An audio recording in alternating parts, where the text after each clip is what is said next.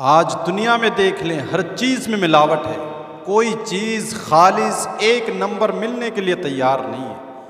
حد تو ہے کہ انسان انسانیت سے اتنا گر چکا ہے کہ جو انسان کی کھان پین کا ساز و سامان ہے وہ بھی دنیا میں خالص اور ایک نمبر ملنے کے لیے تیار نہیں ہے۔ آج انسان کی جان کی بازی لگا رہا ہے، جان سے اس کی کھیل رہا ہے۔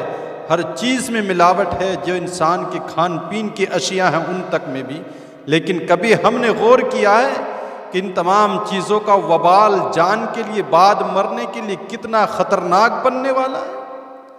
حضرت عبدالحمید بن محمود رحمۃ اللہ تعالی علیہ آپ ارشاد فرماتے ہیں کہ ایک مرتبہ میں حضرت سیدنا عبداللہ ابن عباس رضی اللہ تعالی عنہ کے پاس حاضر تھا۔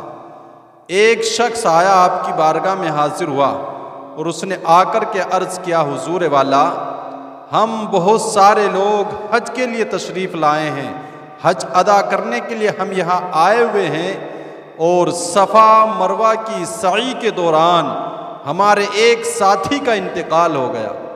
ہم نے اس کو غسل دیا، کفن دیا۔ اس کے غسل اور تکفین کے بعد جب ہم اس کی میت کو قبرستان لے کر کے پہنچے اور ہم نے اس کے لیے قبر کھودی تو ہم نے ایک عجیب منظر دیکھا کہ قبر کے اندر ہم نے جب قبر کھودی تو وہاں پر ایک بہت بڑا اژدہا، ایک بہت بڑا سانپ موجود ہے۔ ہم نے اس کو چھوڑ کر دوسری قبر کھودی، لیکن ہماری حیرت اس وقت نہ رہی کہ جب ہم نے دوسری قبر کھودی تو وہی سانپ وہاں بھی موجود تھا۔ ہم نے تیسری جگہ پھر تیسری قبر کھودی، لیکن وہی اژدہا، وہی سانپ جو پہلی دونوں قبروں میں موجود تھا، یہاں تیسری قبر میں بھی وہ پالتھی مارے بیٹھا ہوا نظر آیا۔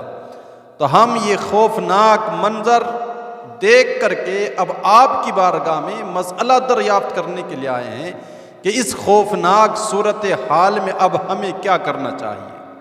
اس آنے والے شخص کی گفتگو سن کر اب حضرت سیدنا عبداللہ ابن عباس رضی اللہ تعالی عنہما ارشاد فرماتے ہیں، لوگو یہ بات سنو کہ وہ جو سانپ، وہ جو اژدہا ہر قبر میں موجود ہے، وہ اس مرنے والے کا برا اعمال ہیں، اس کے جو اس نے دنیا میں کیے تھے، یہ اس کا برا عمل ہے وہ جو دنیا میں کرتا تھا۔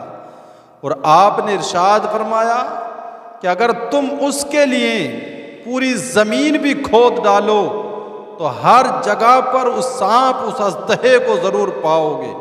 اس لیے جاؤ اور انہی تینوں قبروں میں سے کسی ایک قبر کے اندر اس کو تم دفن کر دو۔ یہ شخص آپ کی یہ گفتگو، آپ کا یہ مسئلہ سن کر کے واپس چلا جاتا ہے اور کہتے ہیں کہ جانے کے بعد ہم نے اس کو انہی تین قبروں میں سے جو کھودی گئی تھی کسی ایک قبر میں دفن کر دیا۔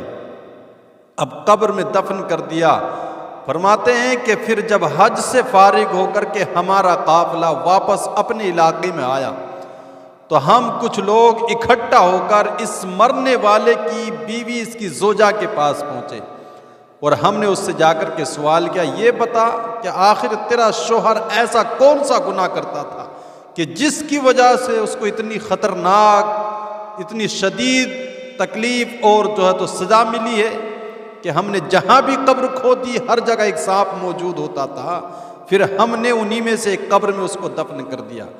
آخر ایسا کون سا بڑا گناہ تھا اس کا؟ تو اس کی بیوی نے روتے ہوئے، شرم محسوس کرتے ہوئے بیان فرمایا، وہ کہنے لگی میرا شوہر ایک غلے کا تاجر تھا، وہ غلے میں ملاوٹ کیا کرتا تھا۔ ہر روز گھر والوں کی ضرورت کے مطابق وہ اپنے اناج سے نکال لیتے تھا اور اتنی ہی مقدار میں اس گندم میں، گیہوں میں جو کا بھوسا ملا دیتا تھا۔ روز کا یہ معمول تھا، اسی طرح سے اس کی زندگی گزری ہے۔ ہر روز وہ اناج میں، غلے میں یہ ملاوٹ کیا کرتا تھا، تو اسی گناہ کی سزا اس کو ملی ہے۔ پیارا اسلامی بھائیو، سوچو، اور خاص طور سے وہ ہمارے بھائی جو غلے وغیرہ کی تجارت کر رہے ہیں، کیا آپ اس گناہ کو گناہ نہیں تصور کرتے کہ ذرا سی معمولی سی بات پر کتنا بڑا دردناک عذاب اس کو قبر میں ہے کہ دفن کرنے سے پہلے ہی سانپ اس کی قبر میں موجود ہے؟ کیا ہمیں مرنا نہیں ہے؟ ہمیں دنیا ہی میں رہ جانا ہے؟ چند پیسوں کے لیے ہم اپنی آخرت کو برباد کر رہے ہیں۔ تو اس لیے غور کریں اور سبق حاصل کریں ان واقعات سے۔ لقد کان فی قصصہم عبرۃ لأولی الالباب، عقل مندوں کے لیے نصیحت ہوا کرتی ہے ان تمام باتوں میں۔ تو اللہ ہماری حفاظت فرمائے قبر کے عذاب سے، ہمیں عذاب قبر سے محفوظ رکھے، اور مالک ہماری قبروں میں سانپ بچھو نہ آئیں، بلکہ ہماری قبر میں رخ مصطفیٰ کی زیارت ہمیں نصیب فرمانا۔ حضور کے جسم نورانی کے صدقے سے مولا ہماری قبروں کو منور فرما دینا۔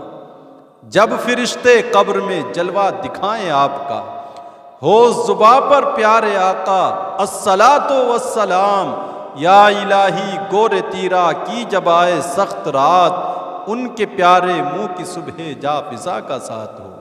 تو بچیں ان چیزوں سے، ذرا سے معمولی چیز کو ہم گناہ نہیں سمجھتے ہیں۔ یہ ملاوٹ کرنا بہت بڑا گناہ ہے، جو آپ نے دیکھا ایک گلے میں ملاوٹ کرنے والے کا انجام۔ تو اللہ ہمیں اس سے سبق حاصل کرنے کی سعادت نصیب فرمائے۔